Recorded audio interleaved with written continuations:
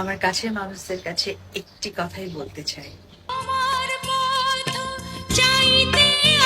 Apu Biswas megastar Shakib খানের প্রথম স্ত্রী। মাঝে মাঝে তিনি নেটিজেনদের বিভিন্ন আলোচনার কারণ হয়ে দাঁড়ান। এখন আবার নেট দুনিয়া তোলপাড় করে দিচ্ছে অপু বিশ্বাস নাকি দ্বিতীয়বার বিবাহ করবে, তা আবার মেগাস্টার শাকিব খানকে বাদ দিয়ে। তবে এখানে কথা হচ্ছে এই সিদ্ধান্ত নেওয়ার পেছনে তার যথেষ্ট কারণ রয়েছে। ইতিমধ্যে হয়তো আমরা জেনে গেছি শবনম বুবলী দ্বিতীয় বাচ্চার মা হতে চলেছে এবং বাচ্চার বাবা শাকিব খান। এই ইস্যুতে অপু বিশ্বাস নতুন করে দ্বিতীয় বিবাহ করার সিদ্ধান্ত কিন্তু নিয়েছেন। তো চলুন এ বিষয়ে আমরা অপু বিশ্বাসের মুখ থেকে কিছু তথ্য নিয়ে আসি। তখন ওকে বলি, কিন্তু মানে ওই যে মায়েদের সবার আমাদের একটা ফ্রেন্ডশিপ, আমাদের লিটারেলি মানে বাবুকে ফেজারকে দিয়ে আসতে গেলে স্কুলে যেটা হয়, তারপরে আমাদের ঘন্টার পর ঘন্টা গল্প চলতে থাকে। তো তখন খুব মজা হয় সবার বাচ্চাদেরকে নিয়ে কথা।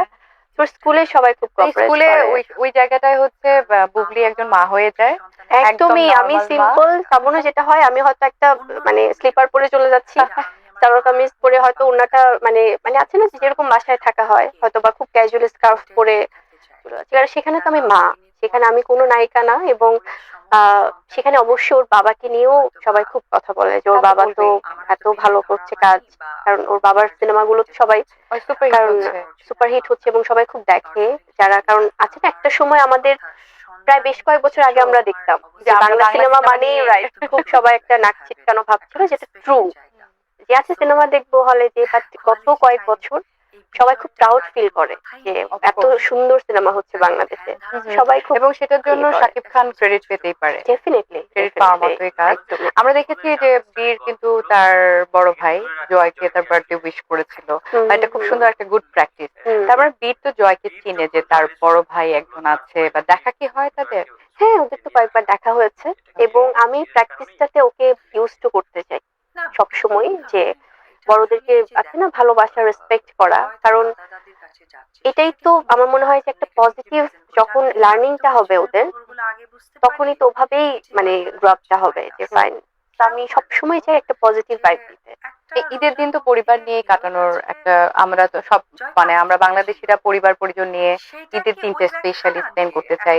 সেদিক থেকে বীরের সাথে কি জয়ের দেখা হয় বা ঈদের দিনে কোনো গিফট পাঠায়? ওদের হয় কি মানে, হ্যাঁ ডেফিনেটলি বিয়ের জন্য তো ওর দাদা দাদু বা ফুপা ফুপির কাছ থেকে গিফট আসে বা আমাদের এখান থেকে যায়। তো সবকিছু মিলে যেটা হয় যে হয়তো সবসময় দেখা হচ্ছে না ওদের, মানে আছে না যে ওর ফ্রেন্ডদের বা জয়ের সাথে বা যেভাবে, কিন্তু হয়তো হঠাৎ করে কখনো হয় বা কখনো হয়। কারণ যখন আমি মানে বীরকে নিয়ে মানে যখন ওদের রিলেশনটা কিরকম, ওরা কি মানে এখনো তো অনেক ছোট, খেলে, বা এটাই জানতে চাচ্ছি। যদি কখনো একসাথে দেখা হয় তখন হয়তো বা একসাথে খেলছে, বাট ওরকম খুব একটা যে কনস্ট্যান্টলি দেখা হচ্ছে সেরকম ওরকম না। হয় না। হ্যাঁ, ওকে।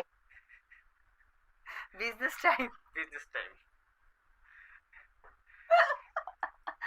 সো ওই জায়গা থেকে দেখো আমি কিন্তু বুঝতে পারি। সো আমি যেটা মনে করি সেটা হচ্ছে যে এই যে নোংরামিটা, হ্যাঁ, যেটা আমি মোটেও করি না। এবং আমি বললাম না যে আমি আলহামদুলিল্লাহ যে মানে আমার বাবা মা কেউই বেঁচে নেই, বিশেষ করে আমার মা।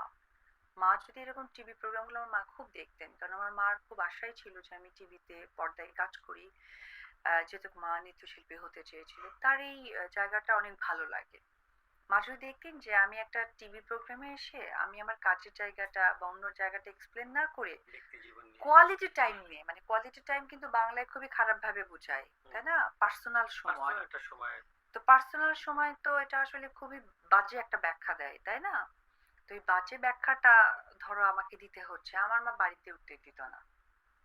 তো মাকে তো আমি আর অমান্য করতে পারতাম না, কারণ আমাদের ফ্যামিলির শিক্ষাটা এরকম যে নিজেকে ভদ্রভাবে প্রেজেন্ট করো, নিজে ভদ্র হও, অন্যকে তখন শেখাও। তুমি কার হাত ধরলে, কার সাথে ঘুরে বেড়ালে সেটা আমার জানার কোনো ইচ্ছে নাই। এমনকি হাজবেন্ড ওয়াইফ হোক বা বয়ফ্রেন্ড হোক, তাও তুমি সামনে দাঁড়িয়ে যে মর্যাদাটা তোমাকে শিক্ষা দেওয়া হয়েছে, যেটা আমাদের পারিবারিক শিক্ষা। তো আমার পরিবারের শিক্ষাটাই এমন। এই কোয়ালিটি টাইম আমি কখনোই বলতে শিখিনি। ওয়ার্ডটা আমি জানতাম, কিন্তু বাবা মার ভয়ে কখনো বলা হয়নি, যেটা ব্যাখ্যা আজকে দিতে হচ্ছে।